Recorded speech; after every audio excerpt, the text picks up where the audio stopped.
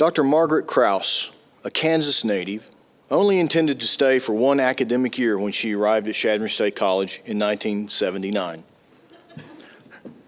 But we are truly fortunate that she stayed for 36 years, serving more than half that time as a dean, which is meritorious in its own right. Margaret's passion for education caused her to lead vital fundraising, planning, and grant programs. Over the years, she served on multiple statewide professional councils and associations and was appointed by the governor to a professional practice commission. On campus, she has provided leadership for preparations leading up to multiple academic accreditations. In addition to developing programs and faculty, Margaret feels it is important to volunteer on campus. She has served twice as the co-chair of the Chadron State Foundation's annual campaign and has been a team member multiple times.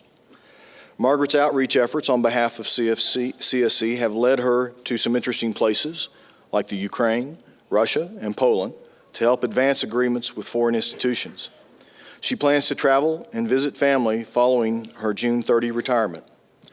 Margaret has also been a great counsel to me and provided me with great insight in the time that we've been able to work together.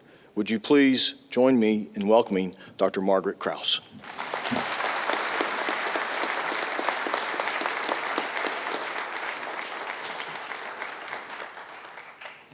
Dr. Ryan and Platform Party and graduates, it's my honor to be standing before you and speaking to you today. I do want to do a couple of asides before I start, and one is to Jen. Jen, you stole my speech. I just want you to know that.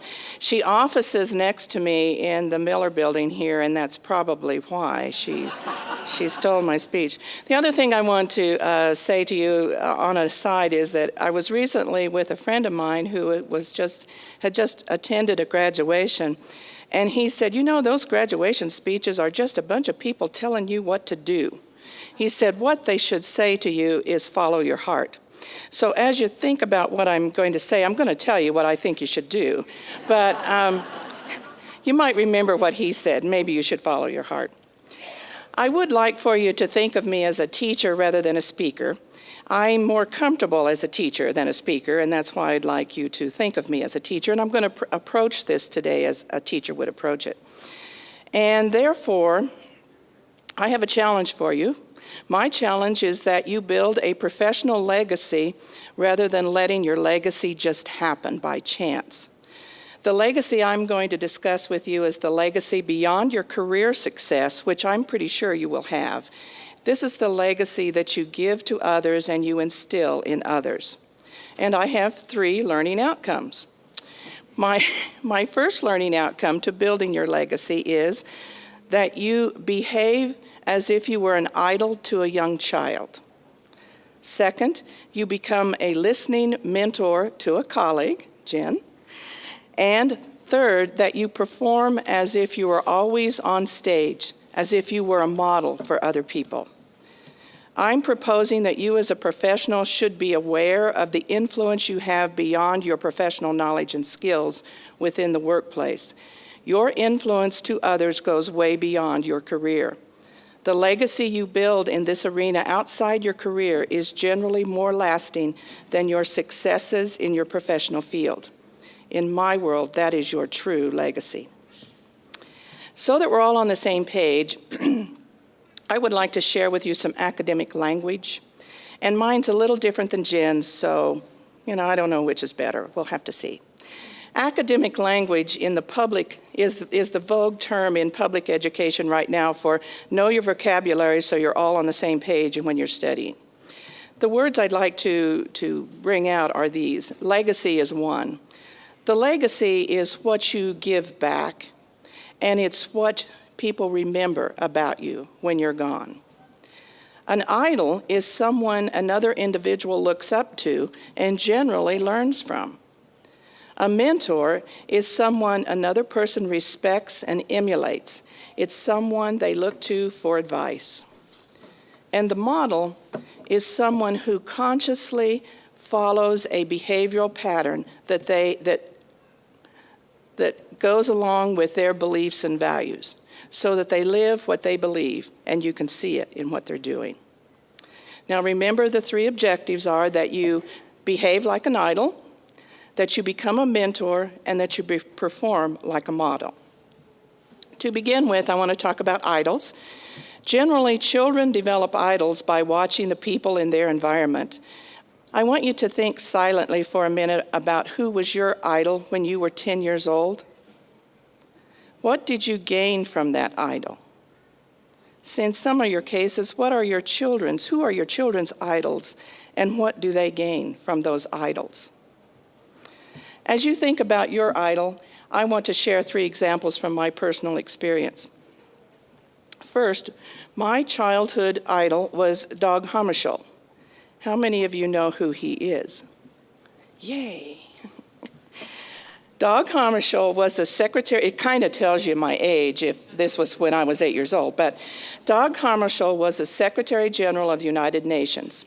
He was on television all the time trying to build peace in a world and to get a fledgling United Nations on its feet. He was an attractive, peaceful-appearing man to me, and I liked him. In school during that time, we were studying governments, and our teachers encouraged us to follow the day's events. What I gained is a gift I will always cherish. This is an understanding that you should look globally and see the positive in life situations.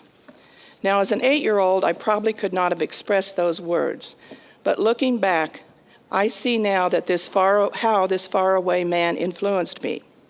Dag Hammarskjöld had no idea a young girl in Kansas looked up to him and learned from him.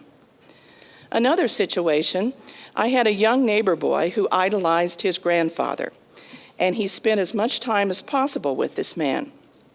The little boy even mimicked his grandfather's posture and his walk. It was quite a sight to see. The grandfather's gone now. The child is a grown man. He operates a similar business to his grandfather's, and he has the same people skills that his grandfather had.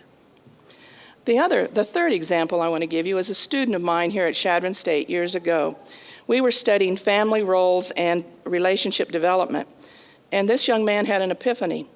He said, I just realized that my nephew idolizes me and he mimics my behavior. So I'm going to watch my behavior from now on when I'm with this young person. As you think of your behaviors, remember that someone you don't even know may idolize you. You may be a Little League coach, you may be a friendly neighbor, you may be a teacher or a counselor. Some of you may be familiar with Morris Massey's work. He studied the stages of influence.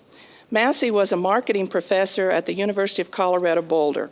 His studies were sociological in nature, but his academic preparation through his PhD was in business. He found 3 distinct stages in a child's influential development, the first of which is imprinting, a time when a child idolizes and develops their base values. This suggests that idols may play an important role in imprinting children. My challenge to you is to see that your behavior is what you think should be idolized, because it will be. Watch who's watching you. Reach out to them. You may be their idol. The second learning outcome is to be a good mentor. I want you to think about who were your mentors and what did they give to you. If this were a classroom, I'd have you develop a set of characteristics in a good mentor, and those characteristics would no doubt be what a good mentor should be. But since this isn't a classroom, I'm going to just tell you some ideas of mine and see if they're close to what Jen's were.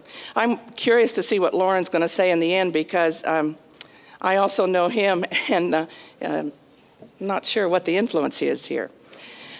The characteristics of what I call an ace mentor are someone who listens first and advises later.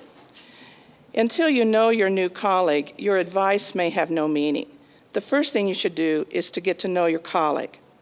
The second thing is that you enable your colleague. And the third thing is that you provide them a platform for excellence. Now, characteristics of what I call a boss mentor, these are mentors who are less effective. They tell you what to do and think in order to survive in an organization, and they talk more than they listen. My third learning outcome is that you perform as if you were always on stage, as if you were a model. I do have some advice for this because we're not perfect. Don't expect to be perfect in your behaviors. Reflect regularly on the people, relationships that you have, and keep things in perspective and not dominate relationships. Today, you are celebrating an achievement of an advanced degree. It is not just a degree, it is a responsibility to help advise others. Who was your idol? Whose idol will you be? Who mentored you? Who will you mentor by accident or on purpose?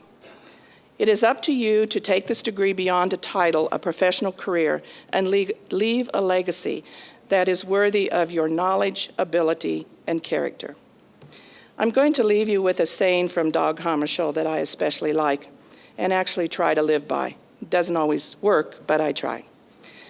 Your position never gives you the right to command. It only imposes on you the duty of so living your life that others can receive your orders without being humiliated. As you discover who you are as a master's professional, think about being a great idol to an 8-year-old, a listening mentor to a struggling colleague, and model the profession whose legacy is what you want to leave for others. I challenge you to build a legacy rather than to let it happen. Or if you want to take the advice of my friend, follow your heart. Congratulations on an achievement that's worthy. Thank you.